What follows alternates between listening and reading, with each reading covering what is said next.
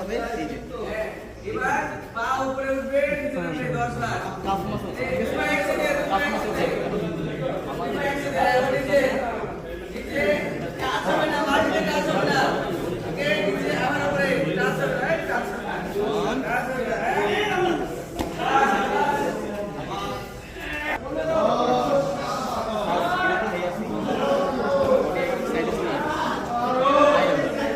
পুরো বডি বাইরে ঠিক আছে এখান থেকে এই পার্টটা কোমর বাইরে থাকবে ঠিক আছে এই হাত সামনে টান এখানে বসে সামনের দিকে সামনে টান হবে ঠিক আছে এই হাতের ভাঁজ